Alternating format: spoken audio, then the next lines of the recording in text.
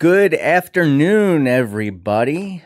I woke up earlier today and saw that reviews were in for at least early reviews for Shadow of the Erdtree, the long awaited Elden Ring DLC update that is going to drop later this week. And I, for one, cannot be any more excited. I am so hyped.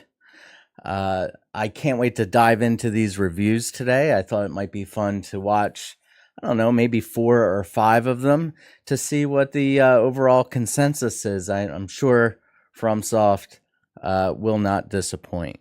But I'm especially curious to see how the new content stacks up against prior From Software DLC outings.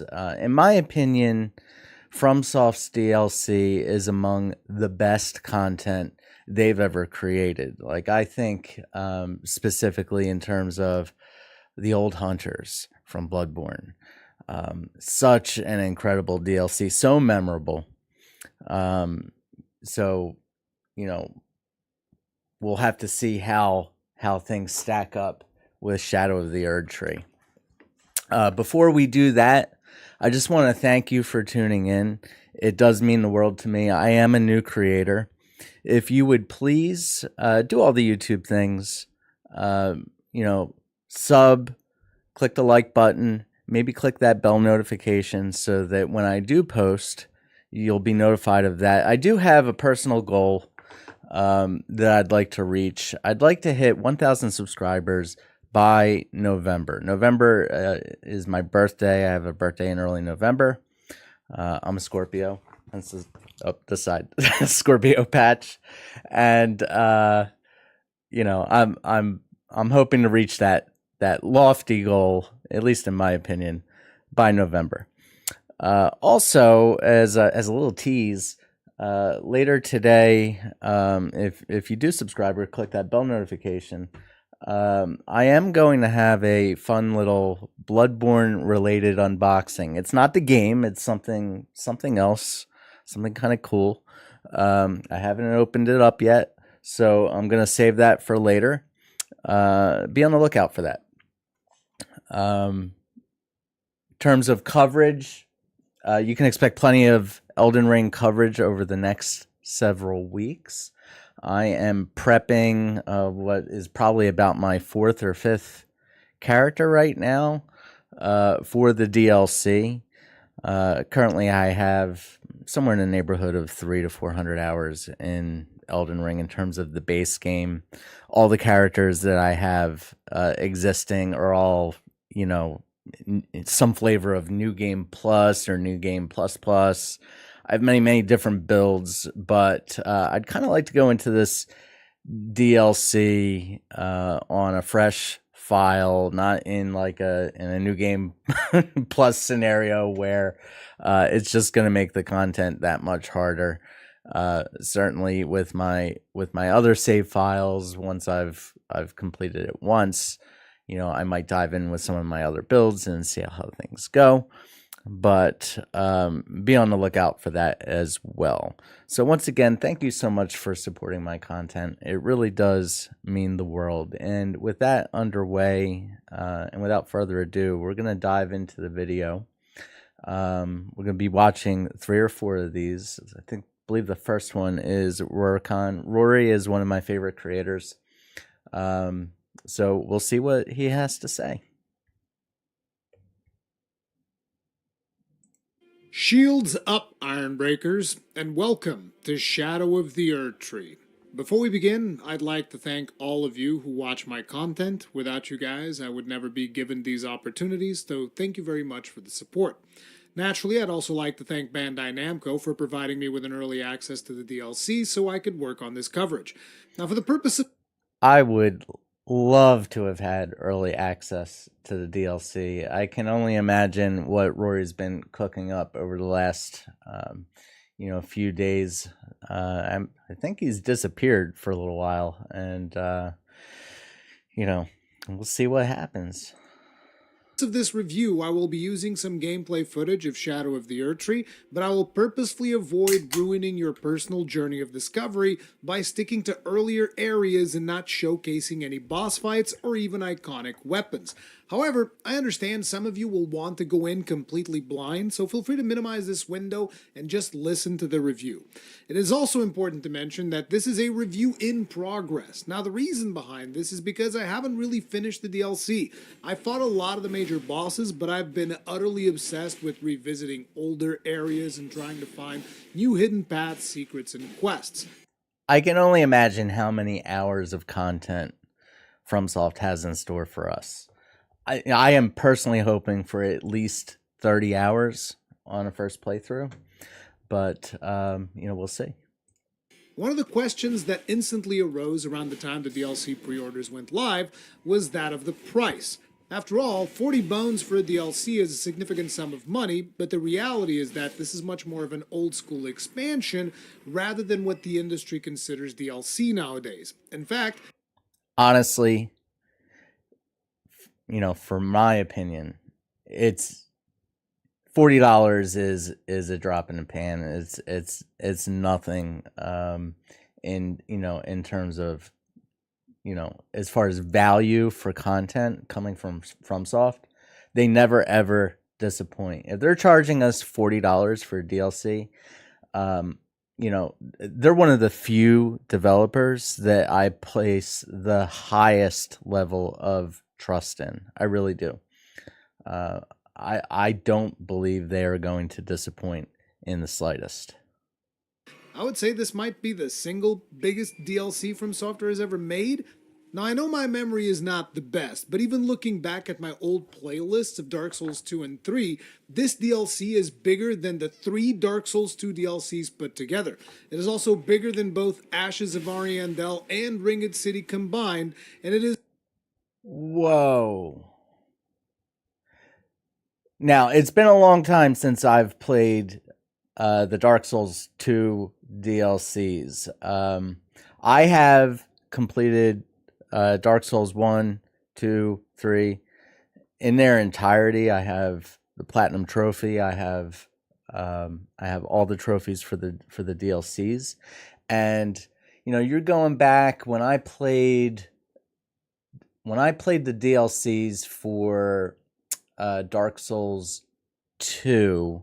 I was a little late to the party. I didn't have a PS4 at the time, and so I didn't get to play it until later. I remember those DLCs being pretty chunky between the 3 of them. So if that's what we have in store, I am stoked. Is most definitely much bigger than friggin' Limgrave. The amount of time you'll spend in Realm of Shadow. I remember before the base game for Elden Ring dropped, Miyazaki said something like absurd, like, he expected people to take about 30 hours to complete the game on their first playthrough. I had well over 100 hours, easy. Well over 100 hours on my first playthrough. The game is massive. Massive. Shadow is going to vary significantly depending on the type of player you are and how much time you like to spend exploring and delving into the mysteries the game has to offer. I know Fightin' Cowboy's first run took him about 35 hours. My run is currently coming up on 30 hours, but a few of those were spent with me just... It took Cowboy 35 hours. That's kind of pretty much on par with what I was hoping for. So I am satisfied. I'm sure 35 hours on one playthrough, I'll be playing the DLC it several times, I'm certain. So I'll get at least, I don't know, 80, 90 hours of content for sure out of this DLC when it drops. Roaming areas I had previously cleared, trying to find new things and following up on quest clues and whatnot. So probably time actually playing and progressing is closer to like 27 hours. And after those 27 hours, just from looking at the map, I'm still missing what I assume to be a full legacy dungeon, a full large zone I haven't even set foot in, like I haven't even collected the map, so I don't really know what awaits me there. 4 to 5 locations that Wow. I've seen that I imagine are going to be something akin to a mid-sized dungeon, and a very important optional boss that I'm saving for later. Wow. So yeah, I I wonder I wonder how many legacy dungeons there are going to be in this title. still have a ways to go before I'm truly done with it, and the last thing I wanted to do is just rush to the finish line when I'm still having so much fun exploring and discovering new things just for the sake of making a review, right? But basically, I think the amount of content we're getting is definitely worth the asking price. If you enjoyed the base experience of Elden Ring, you will definitely appreciate Shadow of the Erdtree. However, if you didn't like the more open nature of Elden Ring's world, then this DLC isn't really going to change your mind. While the map of the Realm of Shadow is smaller and more condensed than the lands between, there's still vast expanses of land to cover and explore, and the I imagine even if it's a tighter map, the amount of points of interest, like it's going to be more dense, I think, in the smaller area um, that the map in this DLC affords. I'm certain of that. The overall experience is still very similar to the gameplay loop of the base game.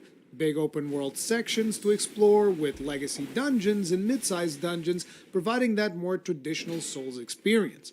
With the overall landmass being smaller than the base game, From Software opted to greatly increase the verticality aspects of Realm of Shadow, which works really well for that vibe we always get in Souls games. Verticality is such a great use of limited space. It really is. Um, and the way like from FromSoft's history, the way they handle verticality is just it's second to none. Second to none. You know, going all the way back to like Blighttown is is like one example. Uh, I'm sure a lot of people hate Blighttown. For me, it's one of the most memorable areas. Games of, you see that castle in the distance? You can go there! Except this time it's usually, I know there's stuff down there because I can see it, or I know there's stuff up there because I can see it on the map. Suffice it to say, if you enjoyed the kind of exploration you got with Elden Ring, there's plenty of that here, only more intricate with a bigger emphasis on verticality. In terms of the smaller dungeons, I feel they've been more meaningful with more interesting themes. Whereas a lot of the small dungeons in the base game were okay, but not particularly memorable, in the DLC, From Software has taken a more quality over quantity type of approach, where there's less small dungeons, but the ones that are there are more interesting to navigate and explore.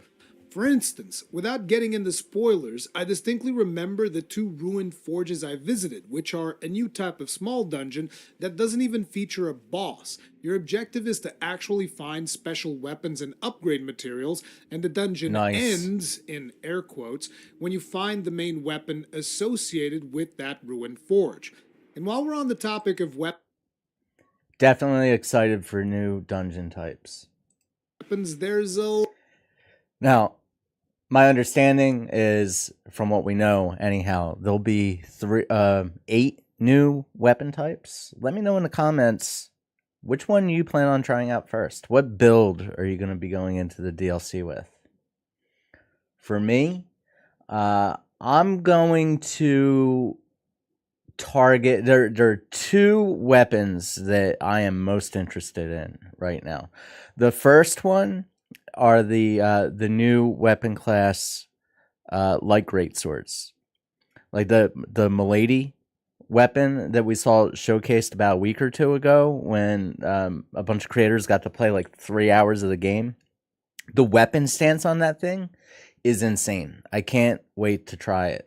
The other one that I'm intrigued by, I don't know how effective it's going to be. I mean, I'm sure it'll be plenty of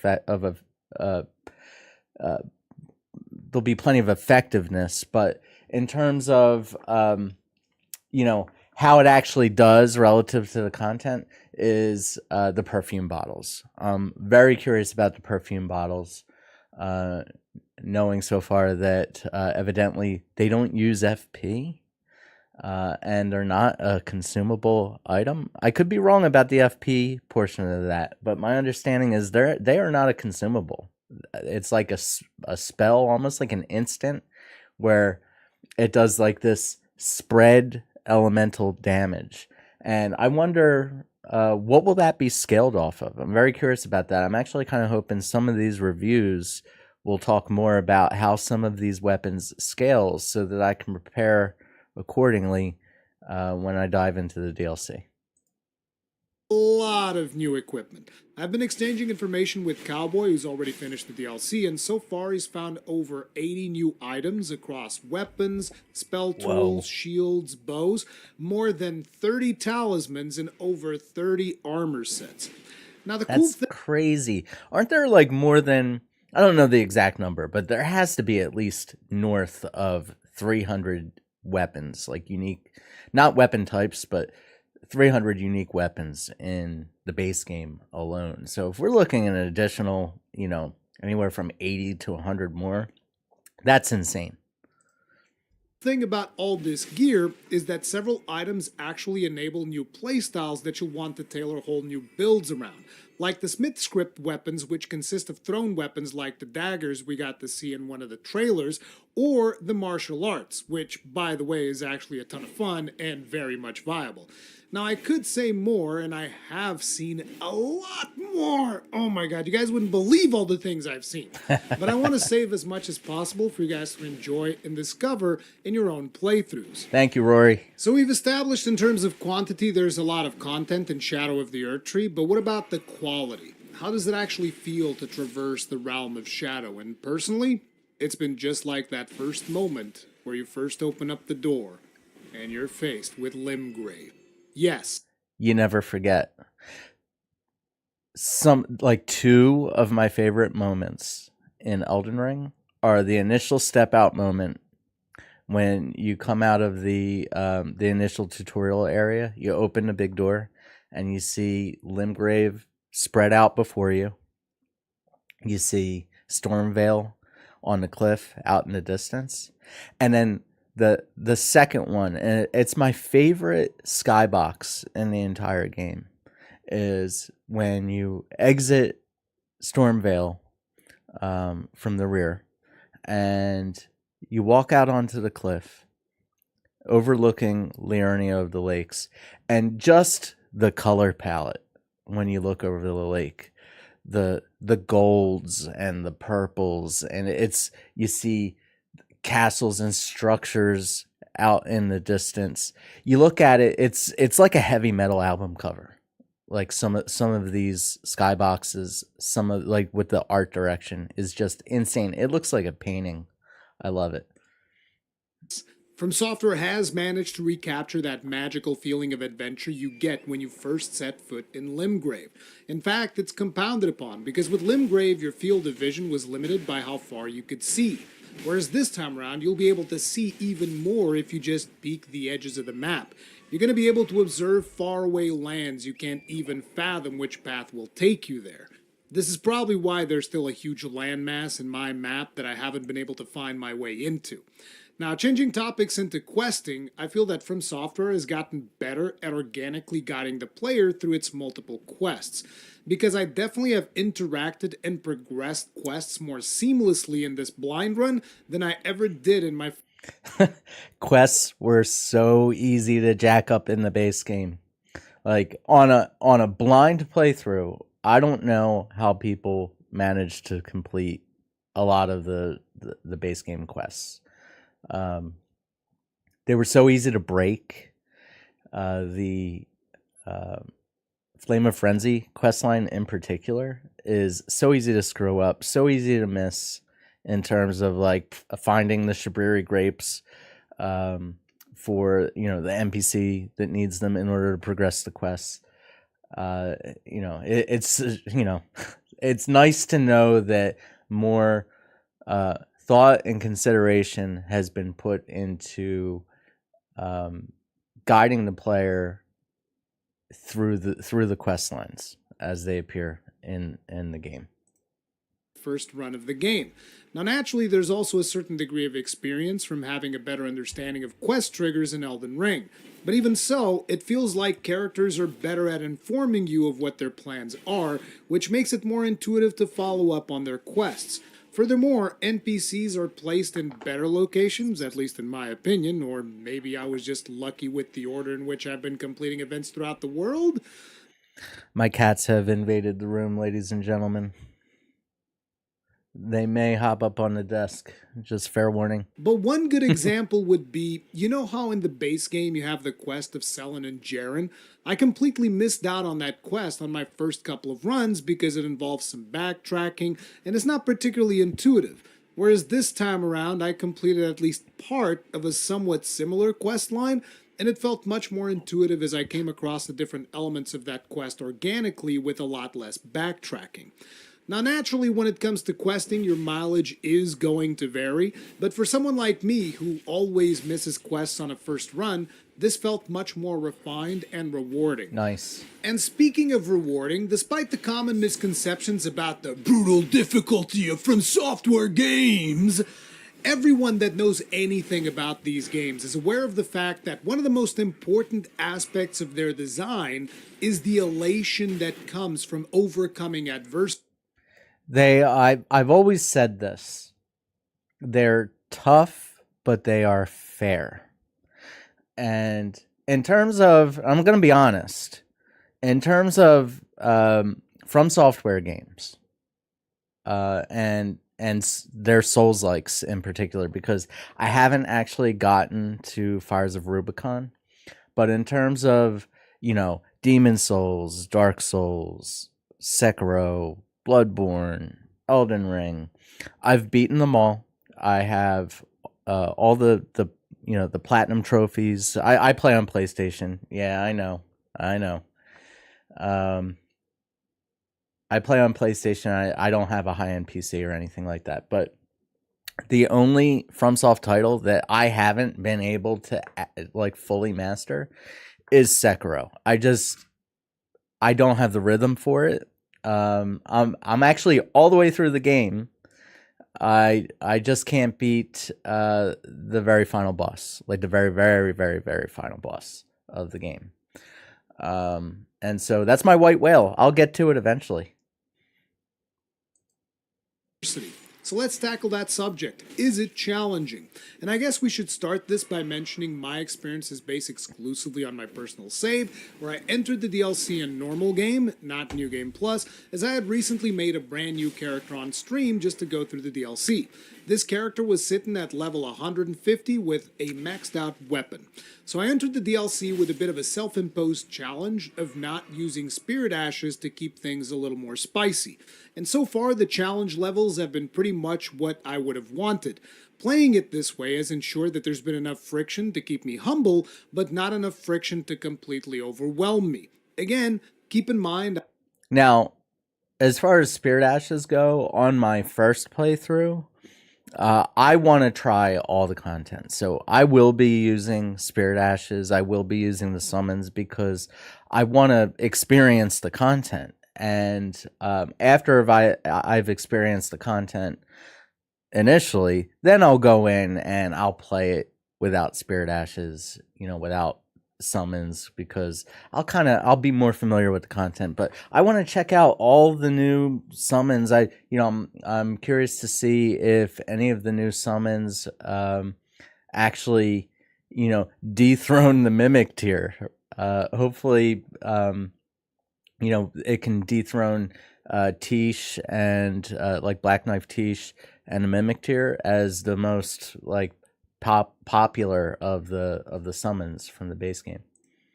I haven't seen all of the bosses yet, and I've heard some horror stories in regards to the final boss, so this is bound to be a topic I'll want to revisit in a future video.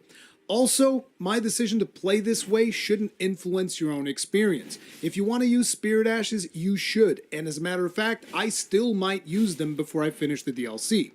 So, with Shadow of the Erdtree, From Software has implemented a new progression system, which is something that I was super curious to experience, as they want you to feel your character growing stronger as you advance through the DLC. So, the way this works is you'll find these special fragments as you explore the world. Usually, you'll find them close to Mikola runes we've seen in the trailer. It almost reminds me of the glowing Erdtree branches you see sprouting out throughout the lands between, and usually you'll find a golden seed near them. It's kind of the same thing here. That's not to say this is the only place you'll find them, as they are present in other locations throughout the world, but as you acquire these... I imagined that's how the upgrade system was going to work. Like, similar to the golden seeds, based on what we've been told by, other sources online. Very much the same way that you could upgrade your Estus flasks in the base game, you'll be able to upgrade your offense and defense exclusively in the Realm of Shadow, which means this doesn't really change anything if you go back to the lands between. Very clever way From Software to tune the difficulty, for the DLC, given the fact that, all players are going to enter the content, on different levels, with different builds.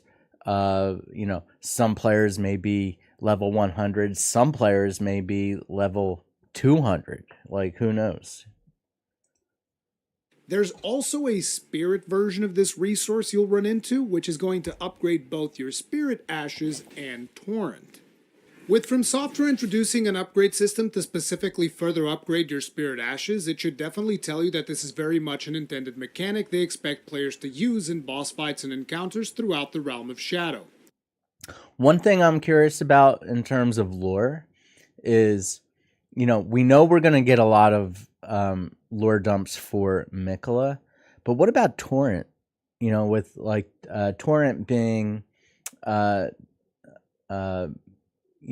formerly owned by Mikola. One theory that I've always long held is, and I don't know how prevalent this is, but it's always kind of been in the back of my mind. What if Torrent is Mikola? What if Mikola has been with us this entire time? I'm probably way off the mark, but it's something that has kind of lingered in my mind for a very long time. So basically, don't let anyone shame you for using them. Personally, I felt the upgrade system felt fine. I could definitely feel my character getting stronger as I progressed through the DLC, which is usually somewhat of a struggle in previous Souls DLCs, as it was possible for players to enter DLC content over-leveled and overpowered, or under-leveled and underpowered. This way, theoretically, even players with min-maxed builds should experience their characters getting stronger. Though I am very eager to hear how this all played out in New Game Plus cycles for other players.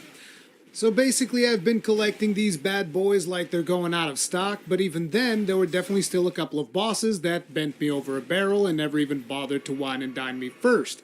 They took me to Pound Town, and it wasn't a pretty sight. There were 2 boss fights. You heard it here. Clench those cheeks. In particular that I wasn't a fan of, and one of them was a death bird in the open world, and this was mostly because of the location of that fight, which was full of annoying ads, which just made the repeat attempts needlessly annoying.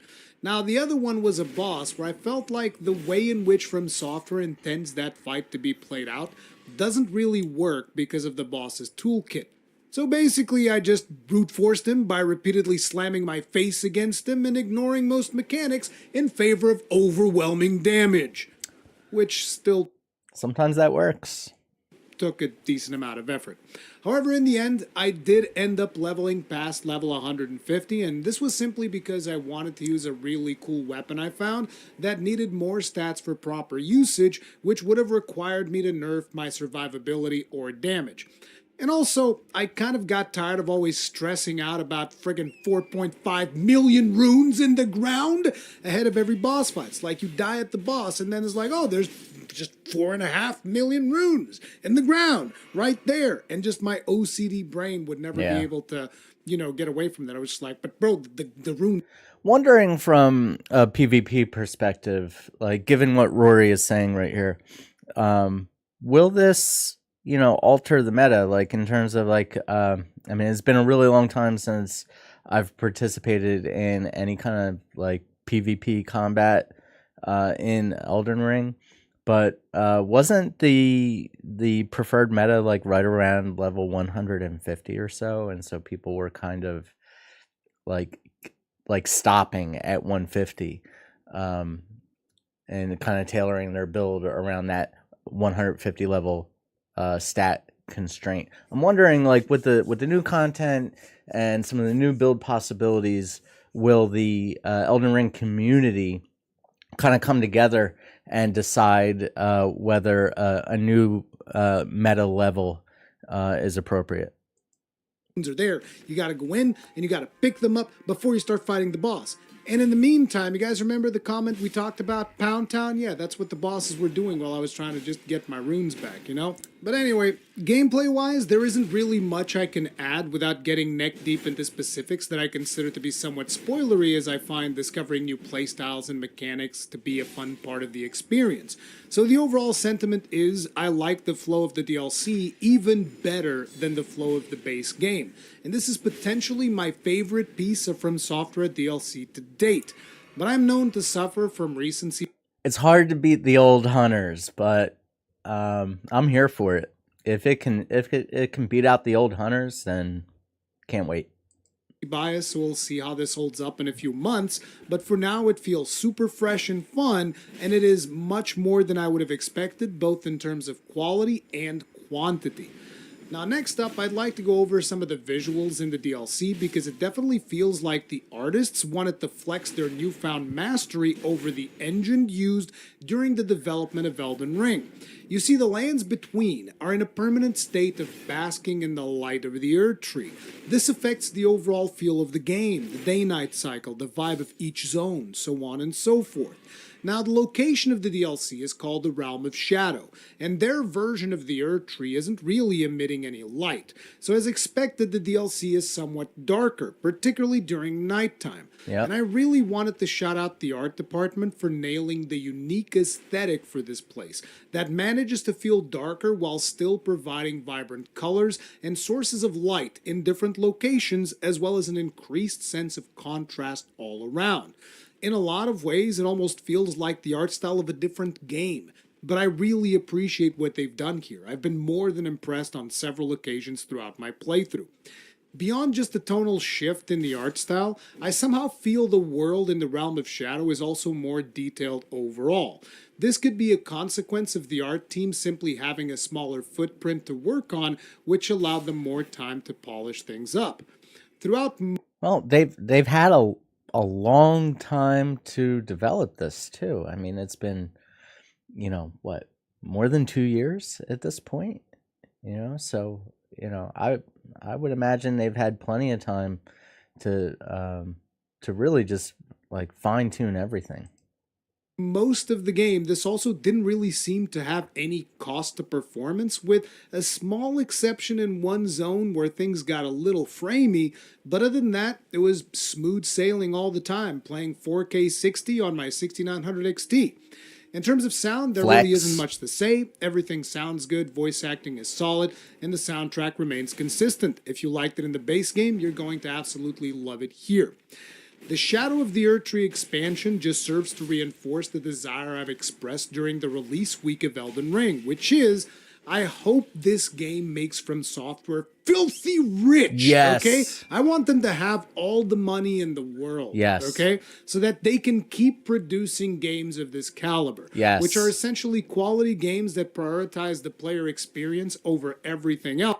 Last I heard, the base game, I don't know if this metric is completely on the mark, but last I heard they sold somewhere in the neighborhood of 25 million copies of the game, which is phenomenal. I couldn't be more proud of From Software as someone that's been following them, pretty much since since Demon's Souls. The only other From Software title that I played prior to Demon's Souls was all the way back on the Sega Saturn. I believe I had a copy of one of the Kingsfield games.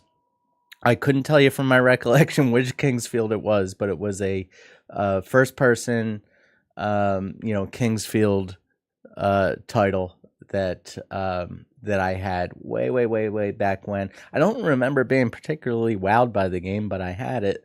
But as someone that was there from the very start, I have the collector's edition of Demon Souls upstairs with the art booklet that I've had pretty much since launch, and to see them grow and become as popular as they have been, it just really warms my heart. I love to see their success, and I do have some concerns with the DLC in terms of attach rate, because not too long ago there were some stats released that somewhere in the neighborhood of only less than 37% ish of players, from an achievement perspective, I guess they ran the numbers to see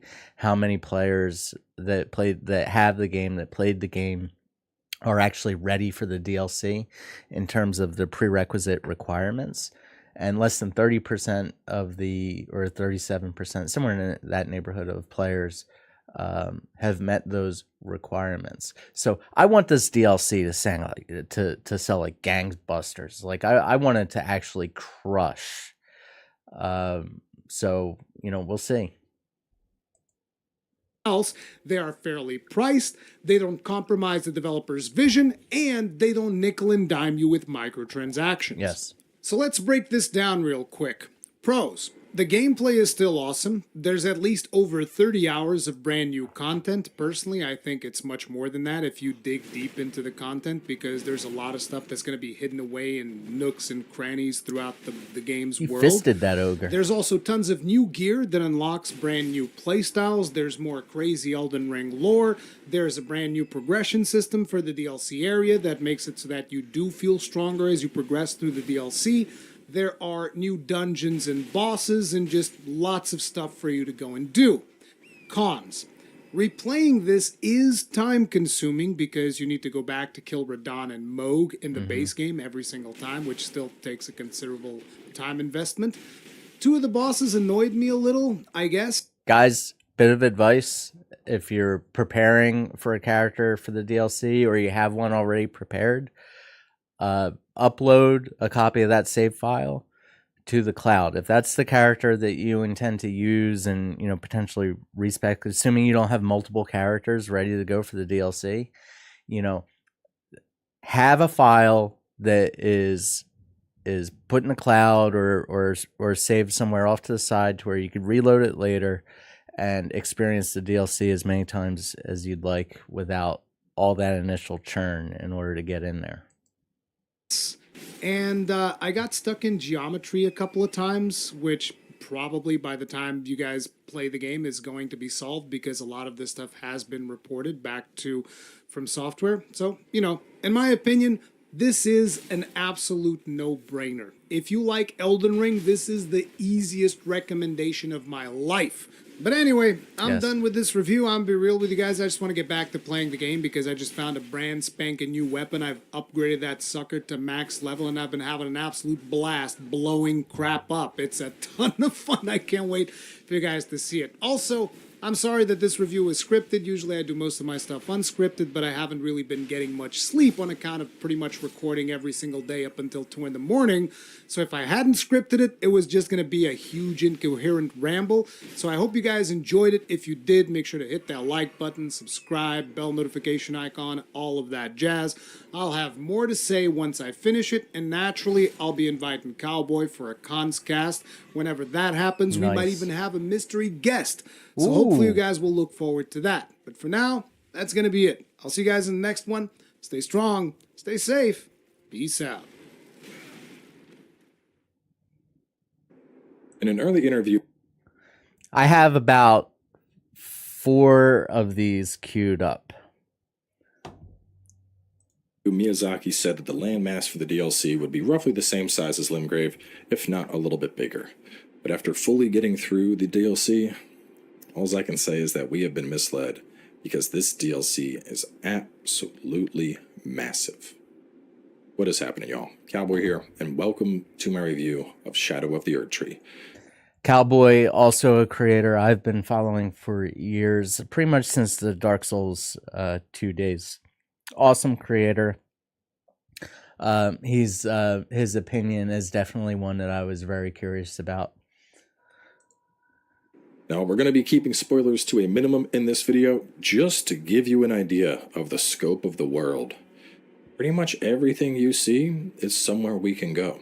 Wow. Those buildings off in the distance, the giant mountain range. What about the south side? What do we got down there? We have all these valleys we can go into. See that giant foggy area? There's even stuff down there. And when playing this DLC, the one word that really comes to mind is verticality. And, you know, thinking about the base game, when I think about verticality in the world, I think Lakes of Liurnia. I think Mountaintops of the Giants. And they really took that and then they cranked it to 11 for Shadow of the Erdtree. Because the highs and the lows, and not like highs and lows of content, but highs and lows of actual stuff to explore, is absolutely insane.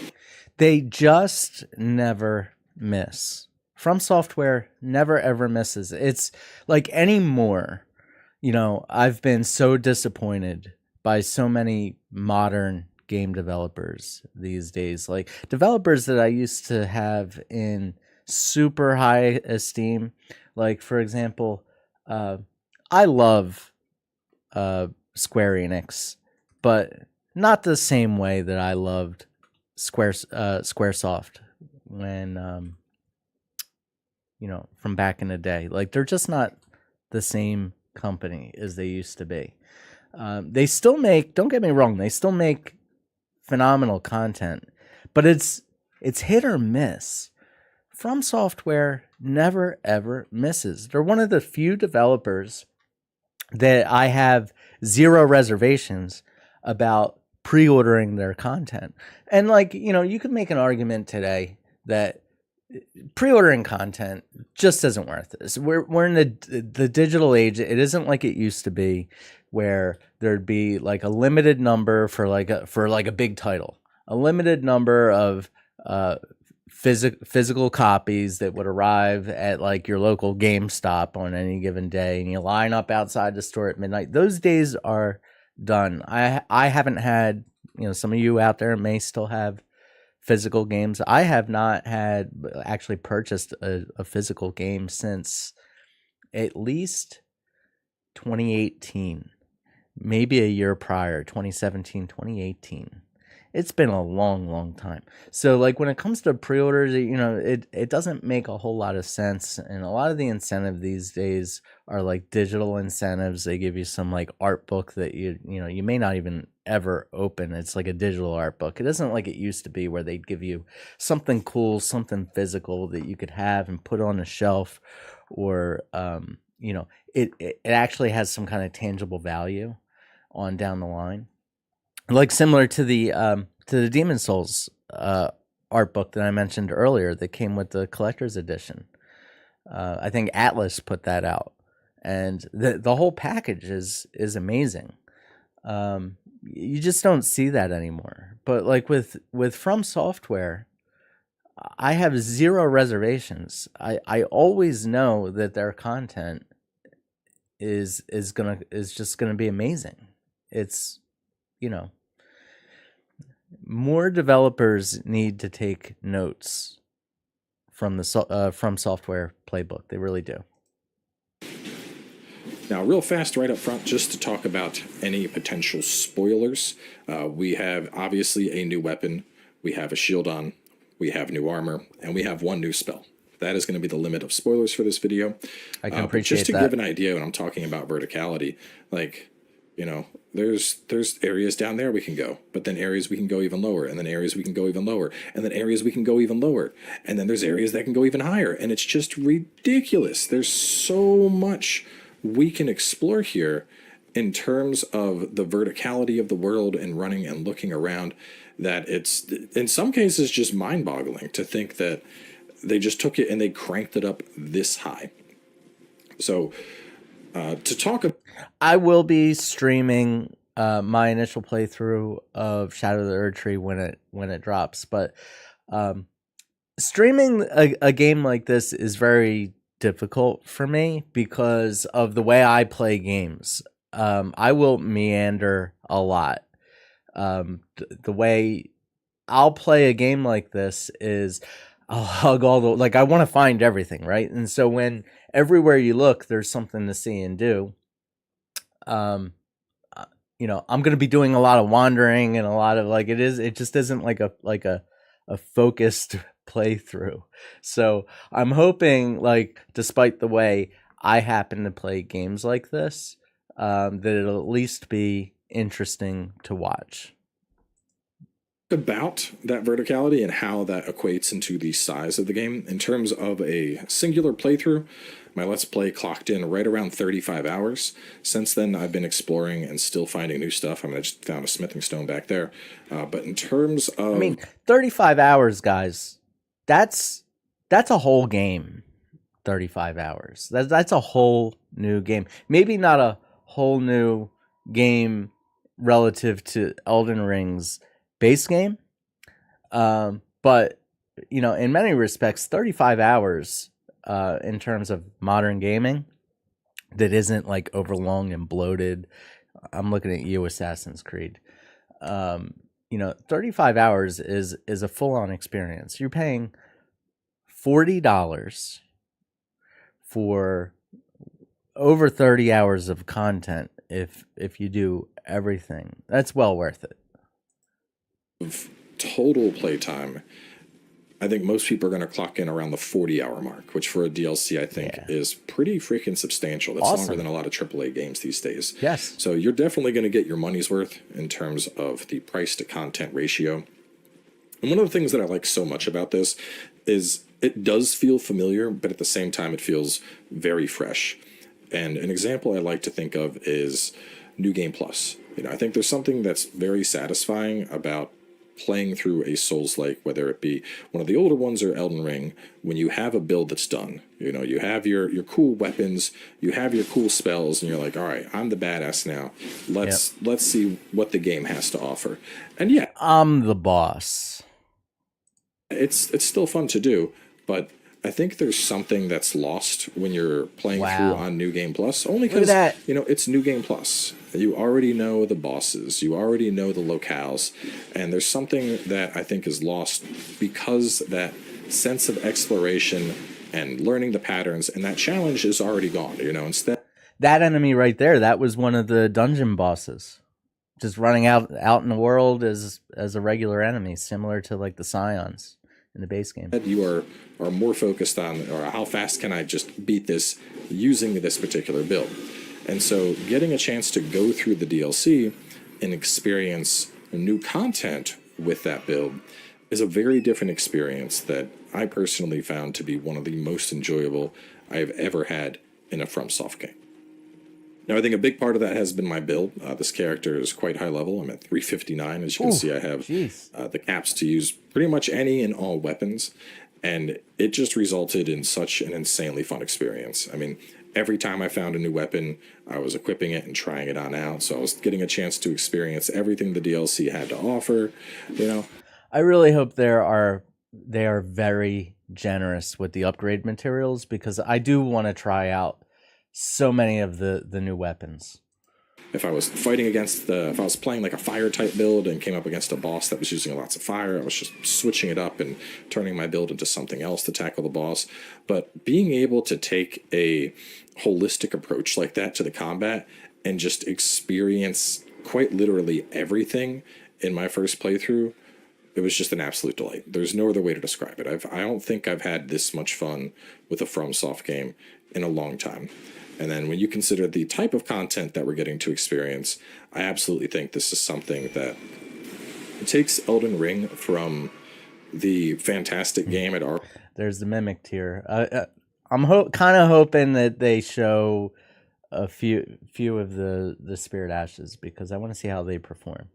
Already was, and elevates it even further. I think this truly puts it into the category of it being an absolute generational game that, people already are was going to be playing and talking about this for Game a of the long time. generation. The big nightmare. Like him, I have not found that hammer. I want that hammer. That hammer speaks to me. But that's the thing, I don't know where it's at. And I would assume it's out there because I found his shield and I found the armor. So there's still stuff to explore. But either way, talking about the gameplay explorations and the expectations, one of the big things I want to talk about is scaling, with how it works with the Shadow Tree blessings and the Revered Spirit Ash blessings. So let's talk about that real fast. Really like this system and what they did here. So we have two categories, Skidoo Tree Blessing and Revered Spirit Ash Blessing. Now these are items that we're going to find across the map, and as you collect them, this starts off with you like needing 1, and then 2, and then 3, etc. As far as I know, I would guess Spirit Ash goes up to 10, Skidoo Tree goes up to 20. Skidoo Tree Blessings give you a defensive boost and then a flat 5% attack power. So you can see my attack power is up at a whopping 1433, while my defenses are up in the like 65 and 60 category. Wow. Real fast, just to go to round table hold, I'm going to, as fast as I can, keep the map on screen for only a split second there. But if we see what my true stats look like, you can see they're much, much lower. And this is what I think the DLC does so well, is it takes it and allows us to kind of power level ourselves in a sense. If we get all those blessings, we're getting up to what would be roughly, actually exactly double our AR. The defense values are a little bit iffier. It seems like those just go up almost flat per mounts. I was trying to figure out the percentage base, but with all the decimals, I was like, this isn't, it wasn't quite lining up as good as the AR was, but I'm sure it's part percentage base, part flat, something like that.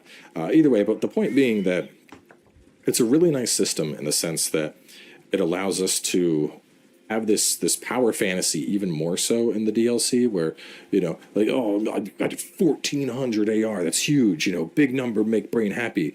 But at the same time, doesn't impact the main game whatsoever. And so we have this system where the scaling works in for the DLC, yes, allowing us to do these crazy big hits and really feel the power fantasy of our character, while also working seamlessly into the base game. And I think that's something that was done very, very well, because it keeps the base game. It helps the base game maintain a pure experience. It doesn't cause the DLC to cause an imbalance in the base game. And it's just a brilliant system. And it is something that I wondered how they were going to handle. And it really seems like they've come up with something great here. You don't want your character to feel too overpowered in the DLC. And rest assured, absolutely, like, you can absolutely get trounced by content in this DLC. Just to show, like we said, 359, 60 vigor, mitigation at like the 66. I'm going to go show y'all a basic soldier. These are just some basic soldiers over here, and I'm just going to chill and let one of these dudes hit me. Because I know I've seen some people, I'm gonna guess, and they're worried like, oh, well, the DLC is going to be too easy for me. 1, 2, 3. Half my health. I let that dude hit me 3 times. Yeah. Half my health is gone. This is a basic. This is basic Bobby over here. This is like your Limgrave soldier of the DLC, and you saw how hard dude hit me. So if you're going into this and you're worried like, oh well, I'm gonna be over leveled, or I'm on New Game +1, but I'm like level 400. No, you'll be fine. Like I said, this is New Game +1. This character's up to 350. Even despite that, I'll say some of the bosses were still incredibly challenging. The final boss, I think, is one of the hardest bosses, I think, in the history of Souls. Wow. So, like, rest assured, if you play these games for a challenge, the challenge is going to be there. It's going to feel good. Talking a little bit about art design and environments, obviously FromSoft doesn't miss in this regard. And I think they did an excellent job here. The Graveyard Plains has this endless graveyard type vibe going on. Yeah. We have the coastline, which is probably my personal favorite zone, just very beautiful. The hinterlands, the ruins. We have all of these new areas to go and explore. And a lot of them feel very unique for a FromSoft game. I think when we think about the base game, we had good biome diversity, but I think it'd be accurate to say they kind of played it a little safe. We have... Why is it always mushroom?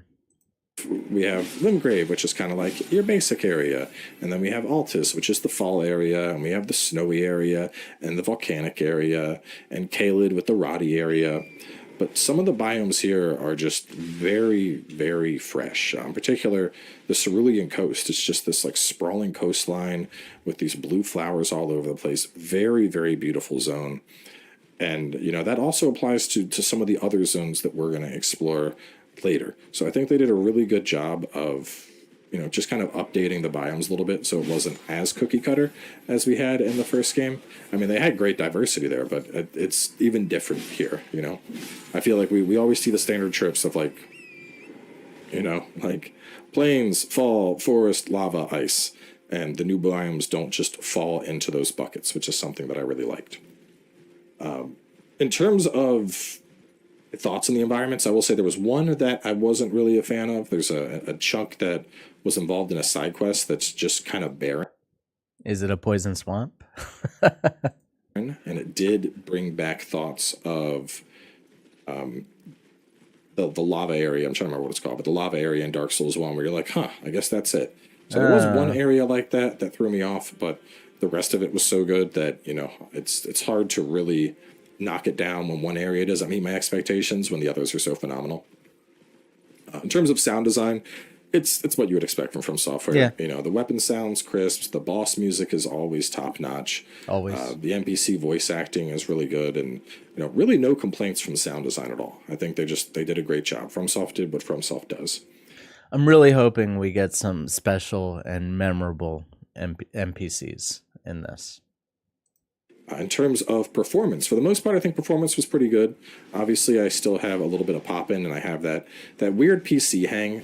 It's so weird, because I had that back at launch, and then it went away, and then it came back. I don't know what's causing that, but my character will be running, and then I'll have this, split second where I have, a freeze frame, and then the game, speeds up, and my character zips over to where he was going. And I don't know exactly what causes that. It's the ongoing issue for me, but I've just learned to play through it at this point.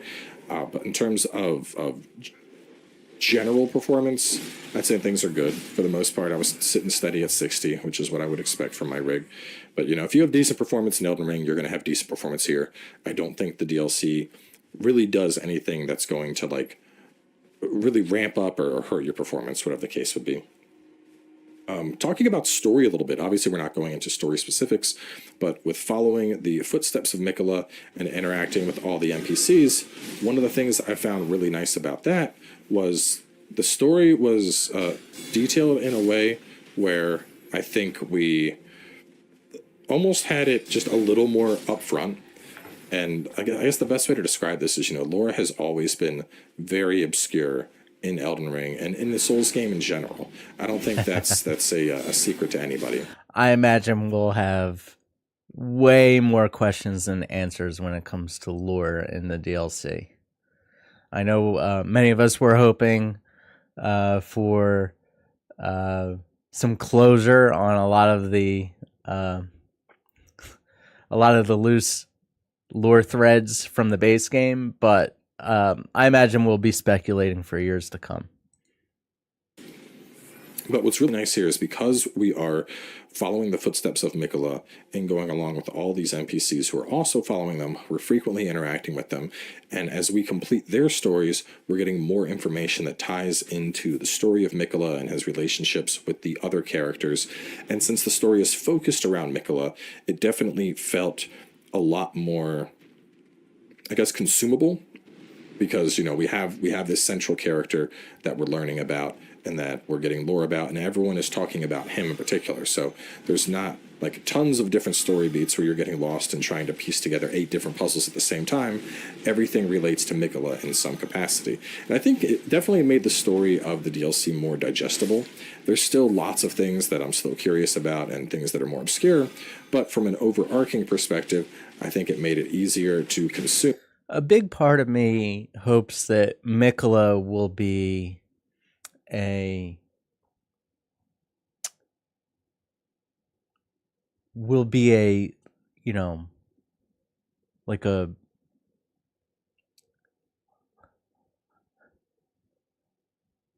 he'll be a good, like, in terms of like, I don't want him to have a fall from grace is really where I'm going with this. All the other demigods are horrible. They're just horrible people.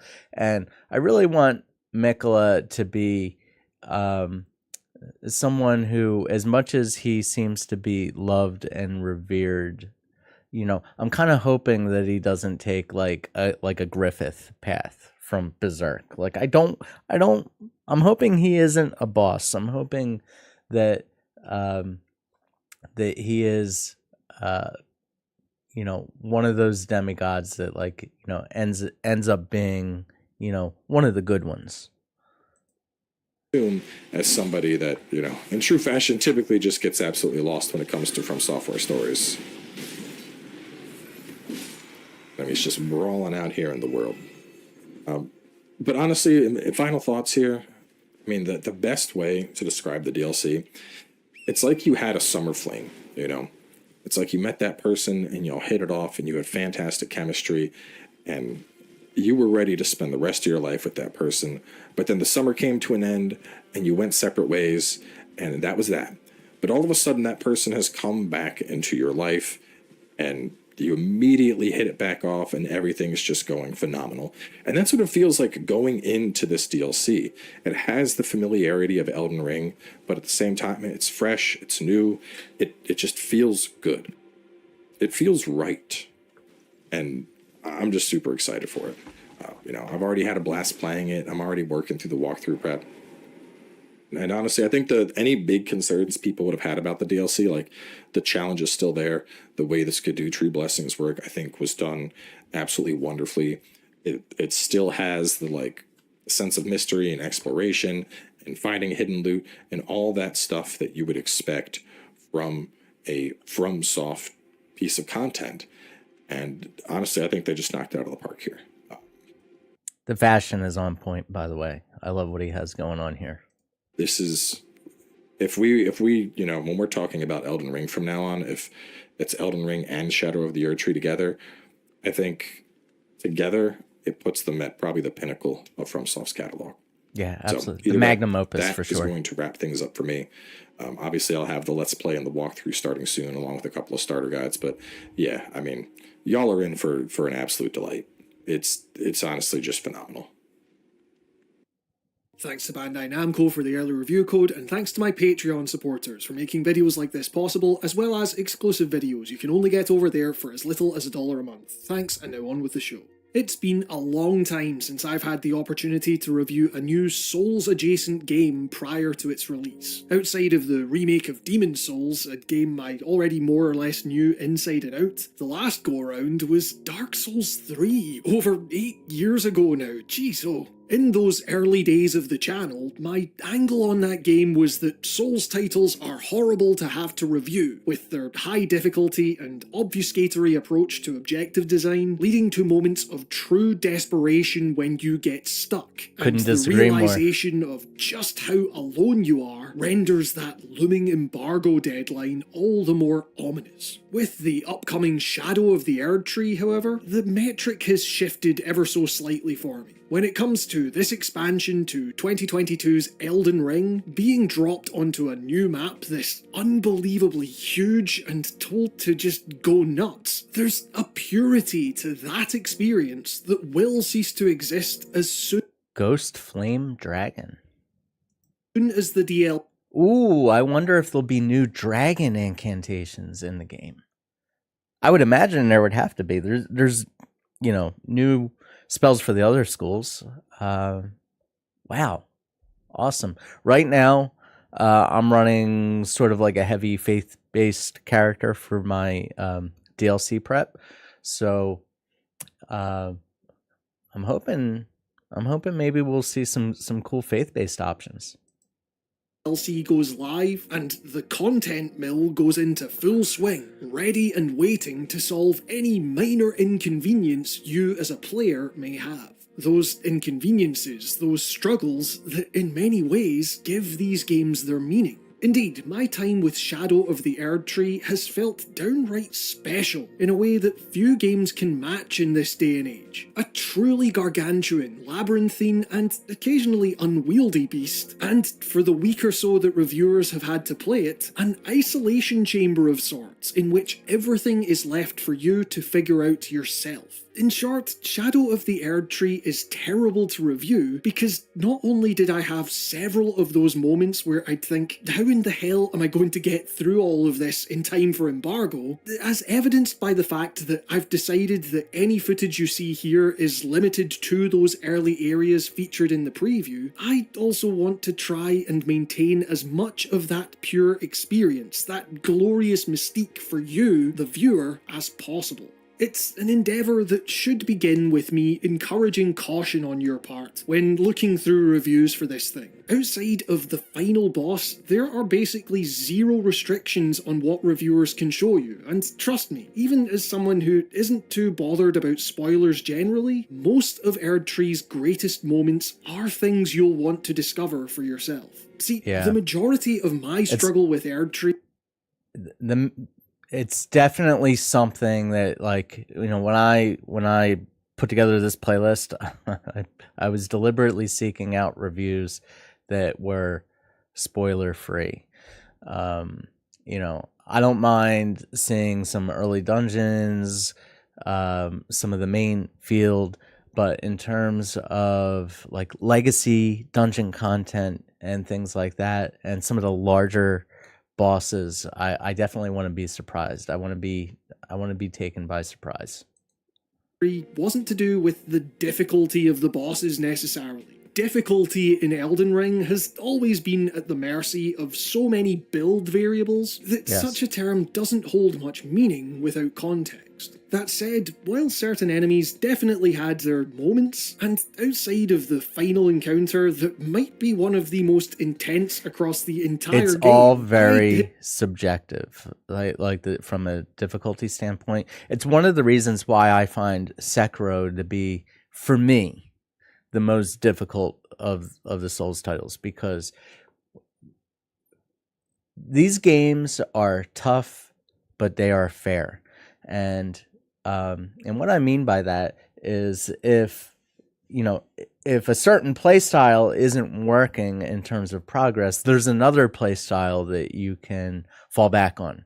Like, there's always another approach. Like with Sekiro, you have one character, one weapon. Maybe like from the perspective of all the like prosthetic weapons, you have a few different approaches.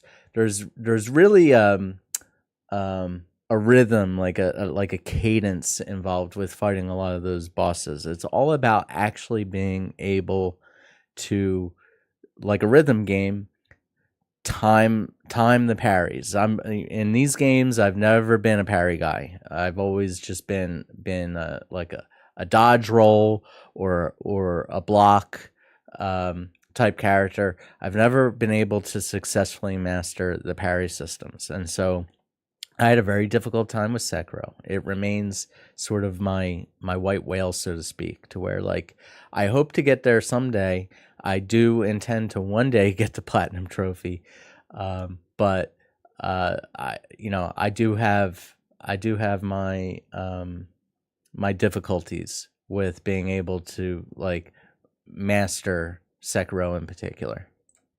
had managed to build an entirely new character up to around level 175. You can do it surprisingly quick if you know how, with enough knowledge of how to bring those later bosses in the base game down to size that my build could put up a pretty decent fight against this new round of foes. Like, I just don't care what the get good weirdos are gonna say, the Mimic tier is still pretty... By the way, just a quick shout out, by the way, for anyone concerned about like maybe not wanting to get the DLC because of all the prep involved with being able to meet the prerequisites. Like, you need to be able to beat, you have to beat Radon, you have to beat Moog in order to access the DLC from Moog's Arena. And, you know, with all this talk of, oh, you know, recommended, you know, level of, you know, character level 150 to access the DLC. There are a lot of videos online. One in particular that I found very helpful just in terms of my expedited planning of the content is one by the creator, and I apologize if they're watching, Yowie. It's Yowy, I believe, or EY. Yui or Yowie. This character in particular put out a video, or they put out a video to where, like, they basically got DLC ready within 3 hours. There's a long form video version of it, and then there's like sort of like a sped up version that's like maybe an hour and a half. So like if you could do this in a day, you could do this in a couple of days, you know, even if you're really busy, you definitely get it done in time for the DLC to drop on Friday. But I recommend checking out those videos. Like if you're concerned with like, you know, I'll get to it eventually because I'm just not there. And, you know, maybe you don't want to, you know, play 150 hours of Elden Ring to get a character ready. You can easily follow those guidelines to get a character ready to go within just a few short hours. It's very detailed and a recommended watch. Pretty OP as it turns out, and by God, using it makes the game more fun for me, alright? In lieu of that then, the main barrier I consistently had to overcome was simply trying to maintain an understanding of how astonishingly vast this new world is. I don't know that I can fully convey to you the scale of the expanse here. Only to say that this is marketed as a DLC, and not even the two massive expansions from The Witcher 3 feel like they come close to the size and density of Erdtree's map. I don't think it's a stretch to say that there's as much here as the original Dark Souls. FromSoft really has spent the last 2 years crafting an expansion that's bigger than most full games. It is ridiculous. The Shadow Realm you're dropped into is divided into several zones with their own bespoke biomes. On the surface, falling into that familiar Miyazaki template of open plain, forest, magic castle, and of course several twists on the poison swamp, but such reductionism feels like a disservice to the artistic prowess on show here. Vastly distinct colour palettes and styles of architecture will nonetheless seamlessly flow into each other, or at the very least, the grandeur of what you're seeing will likely blind you to what seems do exist, with countless vistas that are genuinely breathtaking, all easily rivaling that iconic shot that made a million thumbnails. That's what I was talking about. That right there, that skybox, this is my favorite vista in all of Elden Ring. It's just this rivals the step out moment to me. Just like the use of color. You see the castle structure out here in the background, kind of jutting out off the cliff with these bridges and the purple hues in the sky with the golden rays coming off of the Erdtree. It's just astounding. lakes. At least a couple of environments feel like direct homages to the level design of FromSoft past, with the dusty city streets and verticality of Bellyrat recalling nothing if not the washed out decay of Lothric's high wall. And one area in particular seemed to be pulling pretty heavily from the New Londo ruins. You'll know it when you see it. Further, there's an extremity to the visual design New here Londo. that renders the Shadow Realm even more foreboding than the lands between. The latter basking in the golden glow of the Erdtree, and the former almost scarred by the shadow of its ominous counterpart, the Scadatree. The shallow husks that seem to aimlessly wander Limgrave are here blackened, almost scorched, by the walking furnaces that freely set the land ablaze. Ruins, catacombs, and caves that could feel so Like initially, like before I saw any of the previews, I actually, in my head, I imagined that FromSoft was just going to repurpose the general landscape of Limgrave. In other words, duplicate the map, but repurpose it in a way to where they alter the layout and add unique points of interest across the map. Here it looks like it's a totally new realm, which is not what I expected from the DLC at all. I really expected them to kind of like reuse the base map in a lot of respects, and just add new enemies, different enemy types and mobs, and maybe change the layout of like some of the caves and the dungeons. I truly did not expect this brand new map that they've given us. repetitive in the base game, here spiral and fracture in ways that will have you anxiously wondering just how far from the surface, from the real world, you've drifted. Almost all of them leaving your head spinning as to how what was once considered side content suddenly commands the entirety of your attention. And I guess similarly to that base game, there's something I really respect about how little of the available landmass and the multitude of potential adventures within is actually required for the critical path here. There are only a few bosses you need to take down before you can say you've technically beaten Shadow of the Erdtree. The rest of this game rendered with the kind of confidence on the part of Miyazakian team that says, you know you're coming back to this. You can't just leave this mystery, this potential alone. We know it will gnaw away at you. And what's more, it feels as if it just keeps getting bigger. I've put over 30 hours into the DLC. That's how the base game was. What is touted? That's how the base game was. It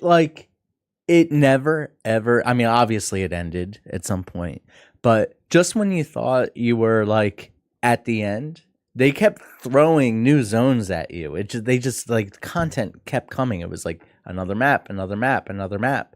It just kept going and going and going. I love that. Not a complaint. It's one of the most. I think it's one of the things about the base game that make it very special. As the last boss at hour 15, and trust me, I've got a whole lot more hours I'm going to be putting into this thing. Instead, as I previously mentioned, the struggle has largely been finding the path to access many of these areas, separated as they are by ludicrous chasms and rock walls that extend further into the sky than the camera will allow you to see. And while it's impressive how little of this represents the border of this world, so to speak, so much of what lies beyond can and will be explored, the result, in my case at least, is a whole lot of time spent hugging the left wall, circling the perimeter of these environments for vast stretches, desperately seeking out the ladder. I'm like, there's a cave here somewhere. I'm constantly hugging the walls. That's kind of what I meant with like if I stream my playthrough of the DLC, I have a tendency to kind of meander in a lot of these games, like these open world games, because I want to find all the secrets. I want to find all the caves. I want to find all the content. So in the end, I'm hoping that it's at least interesting to watch and it doesn't look like I'm just running around in circles, not doing anything. Once you become more familiar with the content it's much easier to have a more focused playthrough.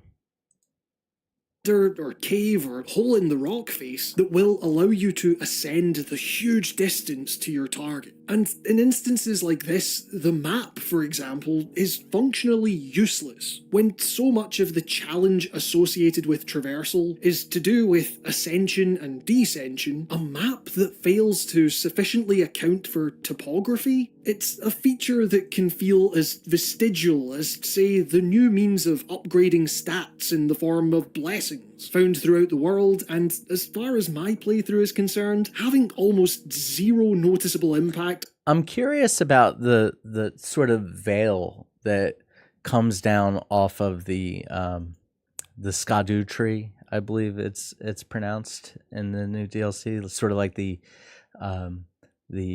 companion to the Erdtree, the Skadu tree that you see out in the distance in the field.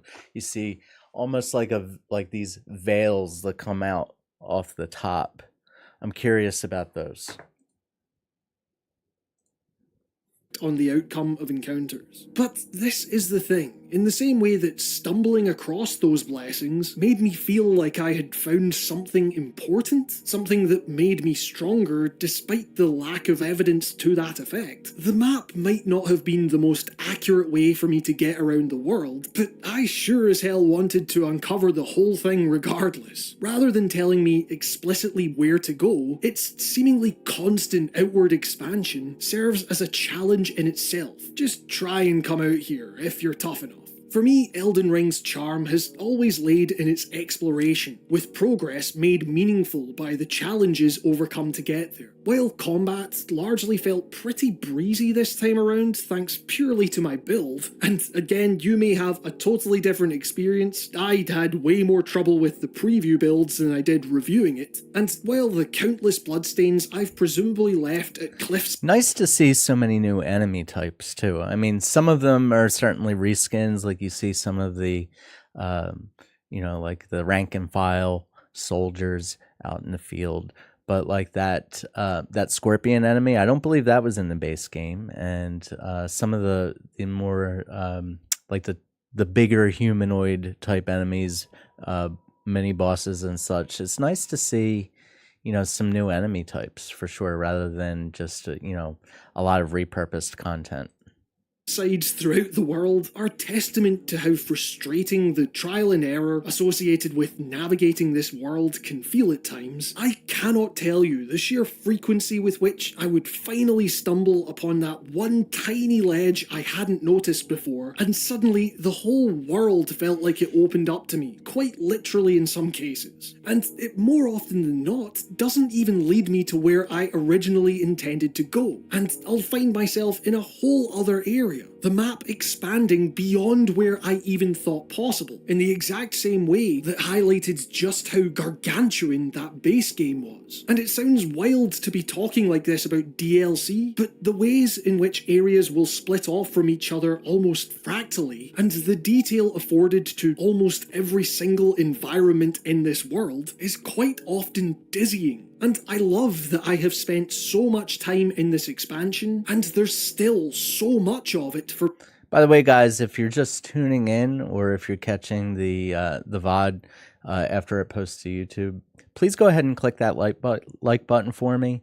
It does really help with the algorithm, getting this video served out to more people to be able to become exposed to my content. And if you would, please subscribe. Once again, I do have a goal of reaching 1,000 subscribers by early November. It would really mean the world to me. Thank you so much.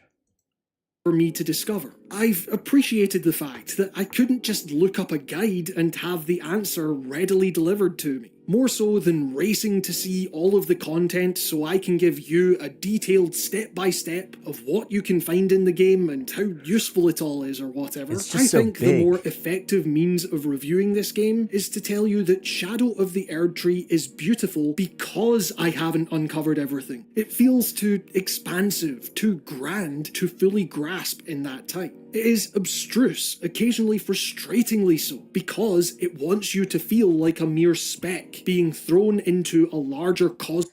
if you can help it, I recommend going through the first time without a wiki. As difficult as that may be, doing it without a wiki for the first time, like discovering, all the different surprises for yourself on your own. Like you only get that one time ever. Cosmic world, a world to which you frantically react more than you calmly control. In other words, it is the purest vision of the Soulsborne formula working as intended. And yes, part of the charm of these games is the community figuring this stuff out. It's built into the very mechanics of the game. But with Shadow of the Erdtree, I'd seriously recommend tuning out of the larger chatter and really spending some time alone in this massive, unknowable world, trying your best to figure it out for yourself. Doing so reminded me not only of what I so adored about Elden Ring's base game, but served as an increasingly rare window into an aspect of these games that has perhaps become... I wonder what this blind spot is, the Ash of War he has equipped. I don't remember that from the base game. I think that's a new one, but I'm actually curious to see what that does. Become muddled over time, as the content industry surrounding them, as impressive as some of it can be, has continually grown to do all the detective work for you. There is so much more I want to talk about in this piece that I could talk about, and perhaps others will, but the fact I feel so strongly about trying to maintain some of that mystery so you can experience it for yourself should hopefully tell you all you need to know about my feelings on Shadow of the Erdtree. Yeah, see these almost these like veils of light that kind of spill off of the Skadu tree out here in the background. Special, how genuinely monumental I think it is.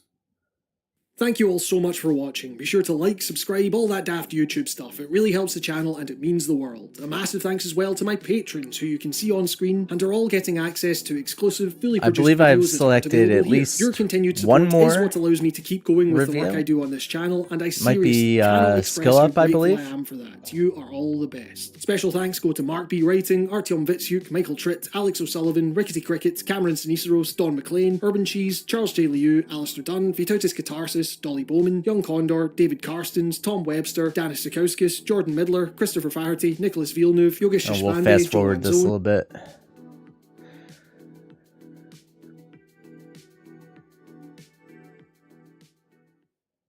This video is brought to you by NVIDIA and Gigabyte Aorus's range of RTX 40 series GPUs, delivering super fast, super powered results in games like Alan Wake 2 and Ghost of Tsushima on PC. Click the link below to see how NVIDIA and Gigabyte hardware will transform the way you play, or stick around to the end of the video to learn more. Before we begin, just a note on spoilers, since I know how much this stuff matters in a game like this. I'm going to be showing you only the first two major bosses. One of them you might have seen in the previews, the other one was spoken about in the previews. The remaining 8 major bosses I'll leave you to discover for yourself. I will show you some, but not all. So, at this point in the video, I would certainly respect anyone's decision to duck out. It is labeled as spoiler free, but he did mention just now that he's going to show 2 of the major bosses, one of which I believe is going to be the kind of like that dancing lion. So we'll see. I'll watch and make a decision as for myself in terms of whether I want to nope out, but I'm going to go ahead and continue with the video. And all of the minor bosses you find in see what those Skillup minor has to dungeons say. or whatever. I'll show you some of the map regions, but not the more secret areas that are harder to stumble upon, and I won't show you any of the late game regions since they too are best discovered for yourself. As always, if you'd like to avoid all spoilers, then don't watch any reviews. If you're extra cautious but still curious, then consider listening to this video as you would a podcast. But if you're okay with seeing a few things, then I'm confident this video won't give too much away. So at this stage of the game, I'm just to keep my own experience pure. I think I'm actually going to duck out of this on second thought. I don't think I want to watch this particular review. See if maybe we can find one more to kind of round out the stream for the day. For the early review. Let's see. Let's check out Fextra. In this video, I'll give you my Elden Ring Shadow of the Erdtree review with a full look into the expansion after having spent nearly every single waking moment of the past 2 weeks with the DLC. Playing over 120 hours myself and a collective 250 plus hours as a team, we have managed to complete most of the content and unlock most of the DLC secrets, 120 although hours. some NPC quest lines will require a replay to fully figure out. Is the DLC worth 40 USD? Was it worth the 2-year wait? What can you expect in terms of content and how does it affect the base game? We have all these answers and more in this Shadow of the Erdtree review. I think based on what we've seen so far, we already know the answers to all these questions. This review will not go into specific story, location, or NPC details, and will keep it as spoiler-free as possible, only showcasing the very beginning parts of the DLC, mostly areas already shown in trailers and events, but if you are deathly against spoilers, simply listen to the video or read the article version instead. Of course, it's impossible not to spoil some basic intrinsic mechanics that have already been widely revealed, so we'll assume everyone knows about them. Feel free to skip to gameplay if you want to know nothing of the story and setting. We don't really reveal anything that happens or any names, but perhaps you already know you will like the story. Shadow of the Erdtree is one of the best expansions ever released for a game, giving you what would be a game from another studio as an add-on to what is already one of the best games of all time. Yes. This review will explain the highs of the DLC, but will also mention its small negatives and my few criticisms to give you the most balanced view possible. I'd like to preface that Elden Ring will be studied by devs for years to come. You should not read too much into these, as I really love the expansion, and it's very much worth it. The world of Elden Ring was wondrous to discover, and the lore of the game... Setting? We've missed a T here, boys and girls. Game has kept a dedicated subset of the fan base going for 2 years, as people piece together details of the characters, places, and events of the base game. In this regard, the DLC has the rather intimidating task of inserting new elements and characters without disrupting anything that has been established before, while perhaps adding to the understanding of the base game. Shadow of the Erdtree takes you to the Shadow Realm, which is separate and rather independent from the lands between, but has been subjected to Marika's actions nonetheless, adding to the multi-dimensional animosity that the war for Elden Ring created across the lands between. The events of the DLC do not affect the base game in any way, and no NPC quest lines or endings are changed or intertwined with the expansion. But of course, you can find out more about characters you may...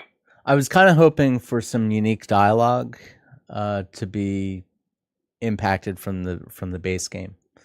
Already know from reading about their adventures or actions in another. Like, wouldn't it have been awesome if like some of the new details that emerged from the DLC relative to like Mikola's lore impacts lines of dialogue for Melania, for example. It's sounding like we won't see any of that, which is a shame. I was kind of hoping, that we might be able to experience the base game in a different way relative to, some of the content in the DLC. Another realm.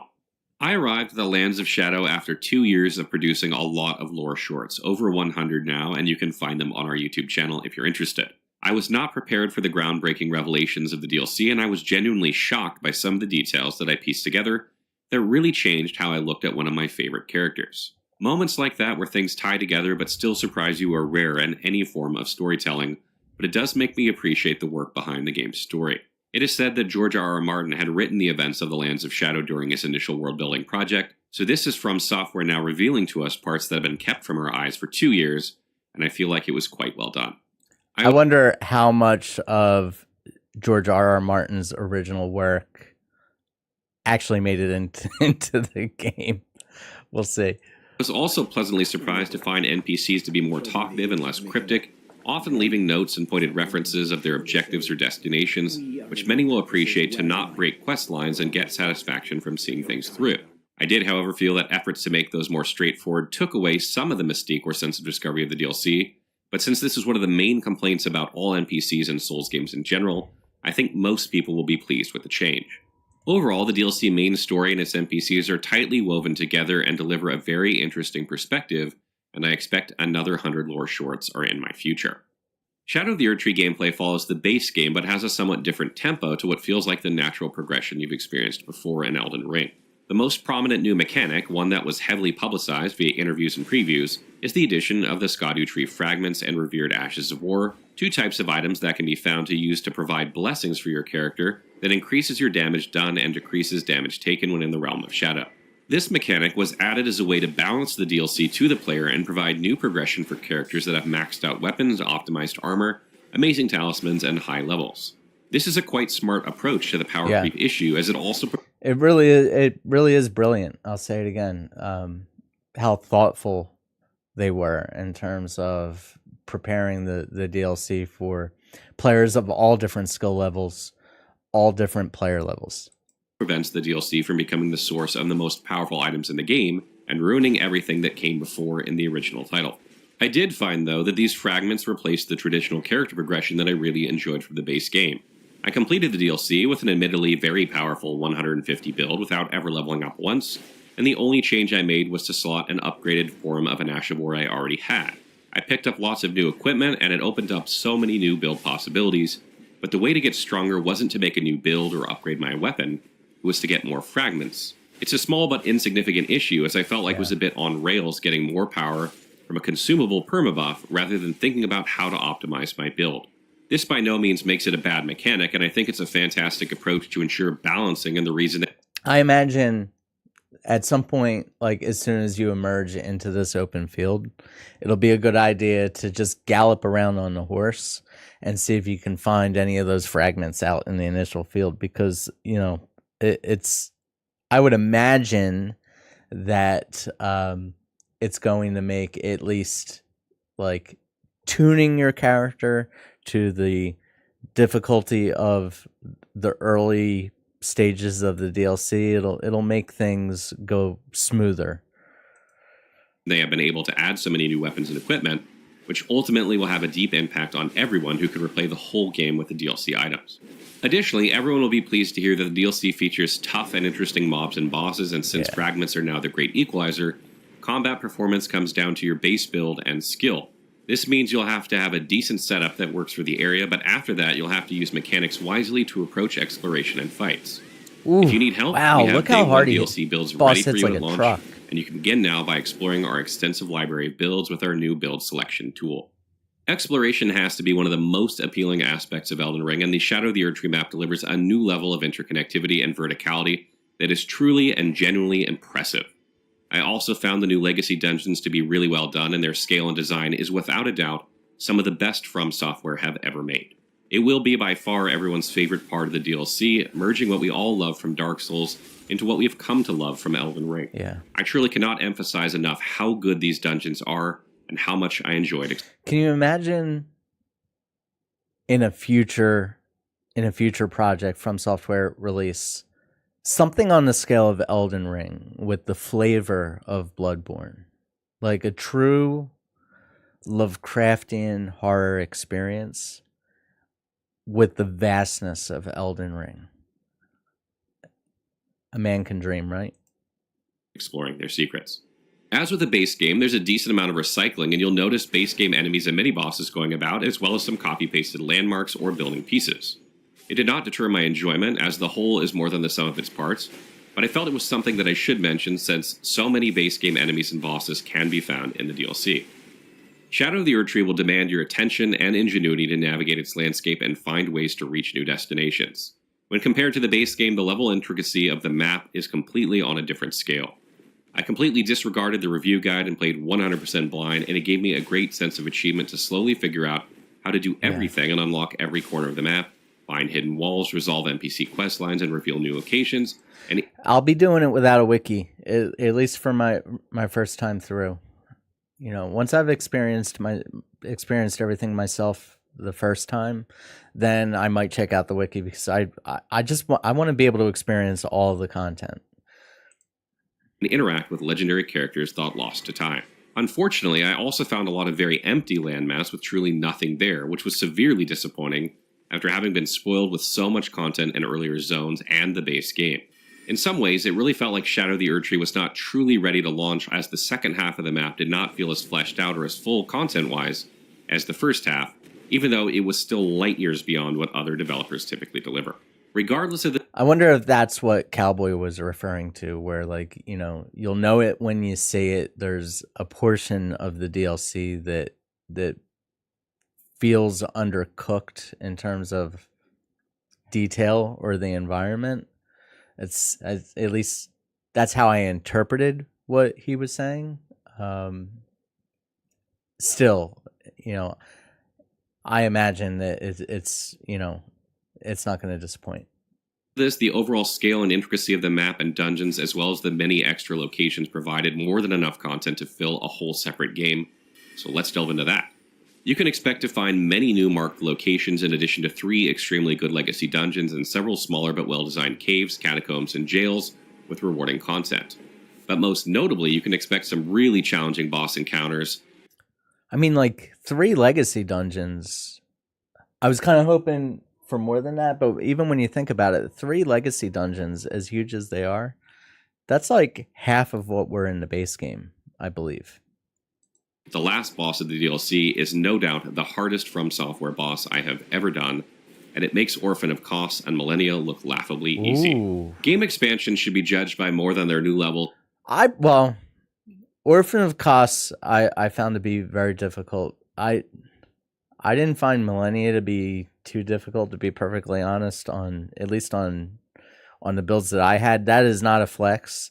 That's more to do with the build that I had at the time that I originally played her. I was running sort of like a faith-based blood build at the time, and I was using the the blood fly incantation, and it just staggered the shit out of her.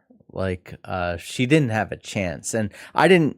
That's just how my build was set up at the time. I didn't like prep for the fight, but she was laughably easy. I don't know if those blood flies still behave in the same manner as they did when I beat Millennia, but Orphan of Kos for sure gave me plenty of trouble. And exploration content they add, though, and considered with their impact on the game as a whole as well. In this regard, Elden Ring is some of the best expansion content ever made for any game, as it adds to how much you can approach the base game by giving you 8 new weapon categories, plus 95 new weapons, 10 new shields, 39 new talismans, 14 new sorceries, 28 new incantations, 20 new spirit ashes, 25 ashes of war, 30 new armor sets, and new consumables and craftables. This is a very significant content injection that means my 100 plus builds are about to become 200 plus easily. The weapon categories have interesting mood sets, and when combined with new skills, will diversify gameplay and PvP even further. Many of the new armor pieces have special effects which make them appealing, and the new talismans add extras that everyone will want for the base game as well. I won't go into details of these, but if you want information on what all these do and where to find them, head over to the wiki and check out the Shadow of the Erdtree map page, which will be completely filled out at launch. And now we've arrived to the most contentious part of the review, audio visuals and performance. It's no secret that I'm of the unpopular opinion that From Software is due an engine upgrade or graphical overhaul, as I feel their incredible art direction and style deserves better textures and detail. Shadow of the Erdtree is indeed absolutely beautiful and some of the most compelling location design I have ever seen in a game, period. I just hope that it performs smoothly on PS5, because that's where I'll be playing. I mean, certainly I want everyone to have an amazing experience.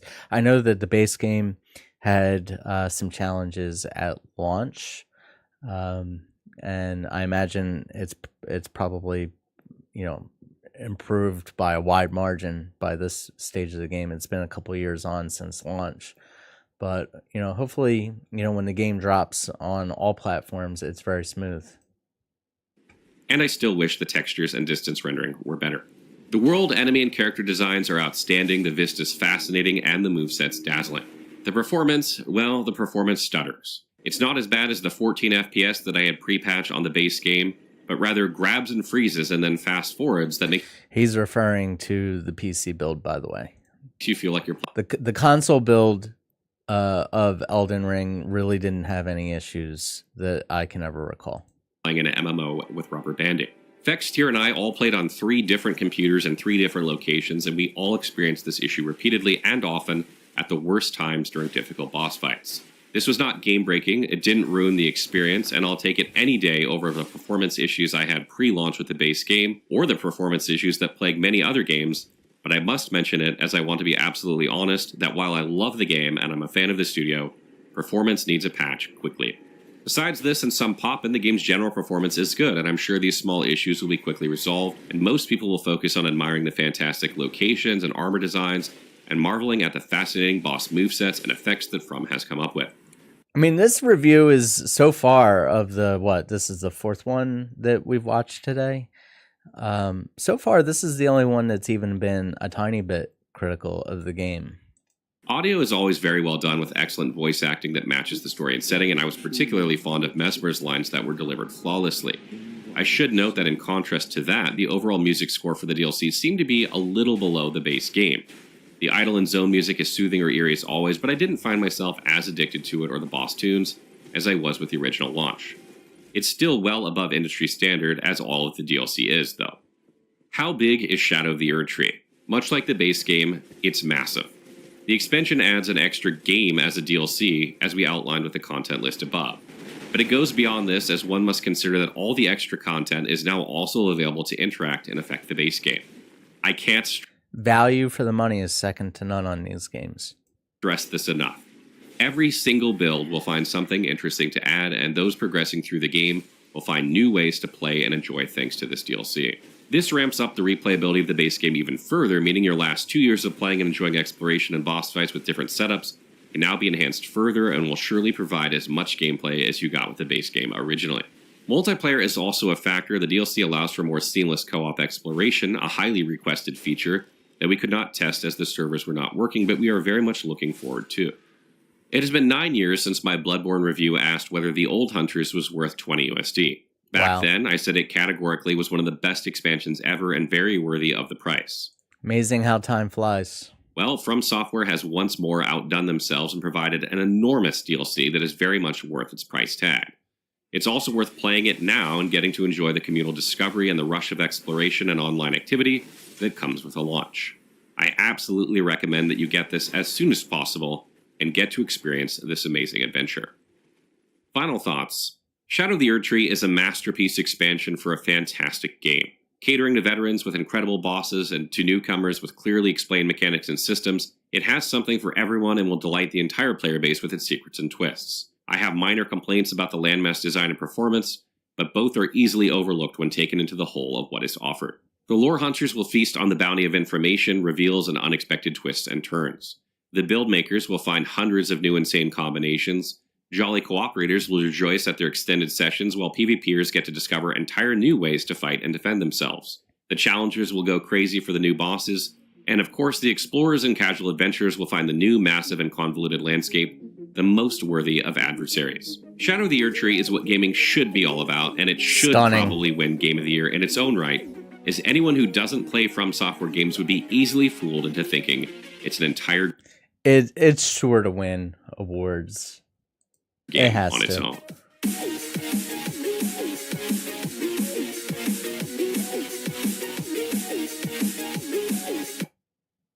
In this Lords of the Fallen review. All right, guys, that's I think I'm gonna call it in terms of this stream and this video for the day. Will you be playing Shadow of the Erdtree on Friday? Let me know down in the comments, and please subscribe. I do have that goal of reaching 1,000 subscribers by early November. It would mean the world to me if you did that. Subscribe to the video, share it out, and click the bell notification. Do all the YouTube things. It really does help expose this this video to more and more people. And I'll see you all next time. Thank you.